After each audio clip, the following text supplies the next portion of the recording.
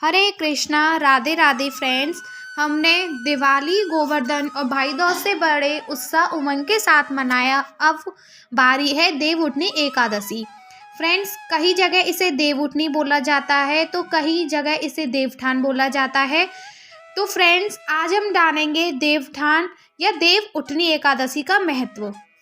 हमारे वेद पुराणों में मान्यता है कि दिवाली के बाद पड़ने वाली एकादशी पर देव उठ जाते हैं।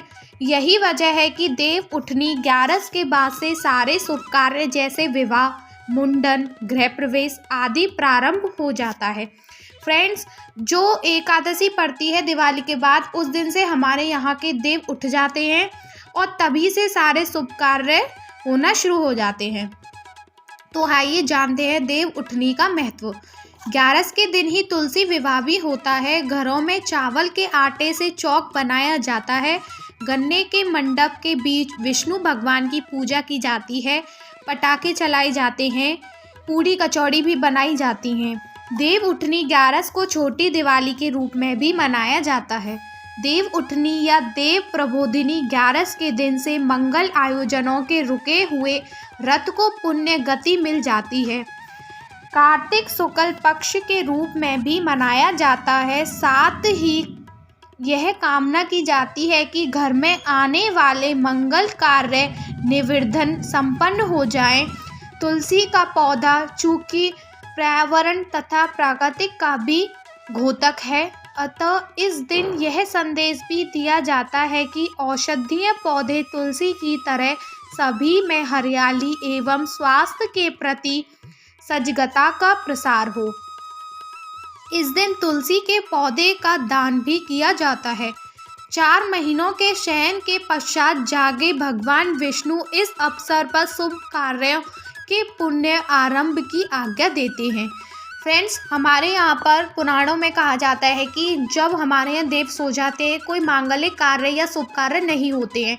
जब हमारे यहाँ दिवाली के बाद जो एकादशी पड़ती है, उस दिन ही शुभ कार्य होना शुरू हो जाते हैं, तो उसी को बोला जाता है देवठान। जब से हमारे हिंदू पुराणों में विवाह आयोजन जो भी शुभ कार्य होते हैं, वो उस दिन से चालू हो जाते हैं। भारतीय पंचांग के अनुसार एकादशी की तिथि का महत्व यूं भी बहुत है, अतः इस दिन को विशेष पूजा अर्चना के साथ मनाया जाता है। इस दिन से विवाह के अतिरिक्त उपनयन, गृह प्रवेश आदि अनेक मंगल कार्यों को संपन्न करने की शुरुआत कर दी जाती है। इस दिन पूजन के साथ व्रत रखने को भी बड़ा महत्व दिया जाता है। महिलाएं इस दिन आंगन में गेरू तथा खड़िया से मांडे सजाती हैं और तुलसी विवाह के गीत भी गाती हैं। गीत एवं भजन आदि के साथ सभी उत्सव मनाते हैं। फ्रेंड्स, देव उठनी एकादशी या देवठान के दिन हमारे यहाँ पर तुलसी एवं विष्णु जी का विवाह किया जाता है। फ्रेंड्स, इस दिन खड़िया और गेरू से चित्र भी बनाए जाते हैं। कहा जाता है कि कार्तिक शुक्ल एकादशी को देव जागरण का पर्व माना गया है। इस दिन श्री हरि भगवान विष्णु अपनी 4 महीने की योग निद्रा से जाग जाते हैं। इस पावन तिथि को देव उठनी 11 या देव प्रबोधिनी एकादशी भी कहते हैं। यह महीना भगवान विष्णु को अत्यंत प्रिय है। कार्तिक मास शुक्ल पक्ष की एकादशी तिथि को भगवान विष्णु 4 महीने की योग निद्रा से जागते हैं, इसलिए इस तिथि को देव उठनी एकादशी या देवोत्थान एकादशी भी कहा जाता है। फ्रेंड्स, इस दिन से विवाह आदि मांगलिक कार्य प्रारंभ हो जाते हैं। जब देव जागते हैं तभी कोई मांगलिक कार्य संपन्न प्रारंभ होता है। एकादशी के व्रत से अशुभ संस्कार नष्ट हो जाते हैं और मोक्ष की प्राप्ति होती है। इस दिन निर्जला या केवल जलीय पदार्थों पर उपवास रखना चाहिए। यदि उपवास नहीं रख सकते तो इस दिन चावल, प्याज, लहसुन, मंदिरा, बासी भोजन आदि बिल्कुल न खाएं। इस दिन सालिग्राम के साथ तुलसी का आध्यात्मिक विवाह देव उठनी एकादशी को होता है। इस दिन तुलसी की पूजा का महत्व है। तुलसी दल अकाल मृत्यु से बचाता है। सालिग्राम और तुलसी की पूजा से प्रत्यदोष का शमन होता है। इस दिन भगवान विष्णु या अपने इष्ट देव की उपासना करना चाहिए। इस दिन ओम नमो भगवते वासुदेवाय नमः मंत्र का जाप करने से लाभ मिलता है। कुंडली में चंद्रमा के कमजोर होने की स्थिति में जल का फल खाकर या निर्जला एकादशी का उपवास जरूर रखना चाहिए। व्यक्ति यदि सभी एकादशियों में उपवास रखता है तो उसका चंद्र सही होकर मासिक स्थिति भी सुधर जाती है। इस दिन देवउठनी एकादशी की पौराणिक कथा का श्रवण या वचन करना चाहिए। कथा सुनने या कहने से पुण्य की प्राप्ति होती है। कहते हैं कि देवोत्थान एकादशी का व्रत करने से 1000 अश्वमेघ एवं राजसूय यज्ञ का फल मिलता है। पितृदोष से पीड़ित लोगों को इस दिन विधिवत व्रत करना चाहिए।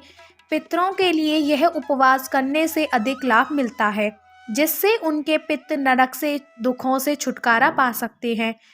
देव उठनी या प्रबोधनी एकादशी का व्रत करने से भाग्य जागृत होता है। पुराणों के अनुसार जो व्यक्ति एकादशी करता रहता है वह जीवन में कभी भी संकटों से नहीं घिरता और उनके जीवन में धनो समृद्धि बनी रहती है।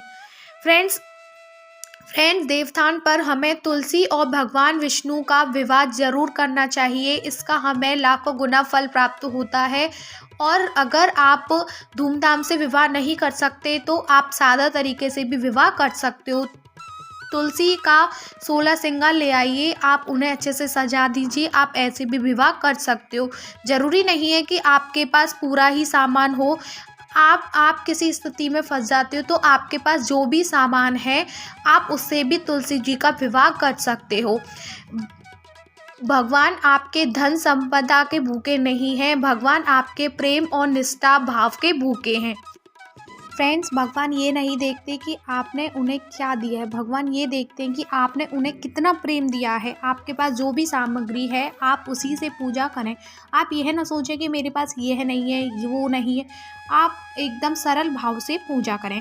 फ्रेंड्स, देवोत्थान पर गन्ने का बहुत ही ज़्यादा महत्व होता है। देवउठनी एकादशी के दिन पूरे विधि विधान से भगवान विष्णु की पूजा की जाती है। इस दिन गन्ने और सूप का भी खास महत्व होता है।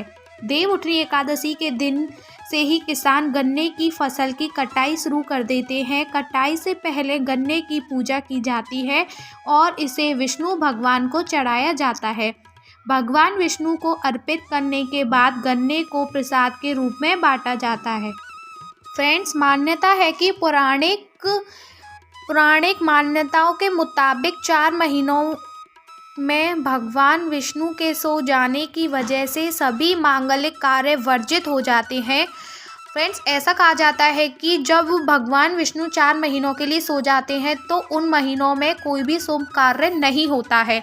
जब देव यानी भगवान विष्णु जागते हैं तभी कोई मांगलिक कार्य पूरा होता है।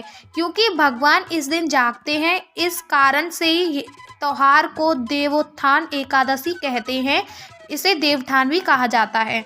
इस दिन उपवास रखने का विशेष महत्व होता है क्योंकि इससे मोक्ष की प्राप्ति होती है।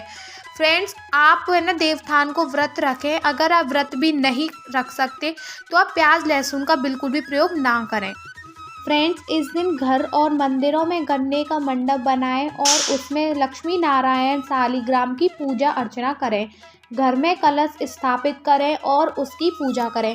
पूजा के बाद कलश के पानी को घर और किचन में छिड़कें। भगवान विष्णु और माँ लक्ष्मी के साथ इस दिन तुलसी जी का शालिग्राम जी से विवाह भी कराया जाता है।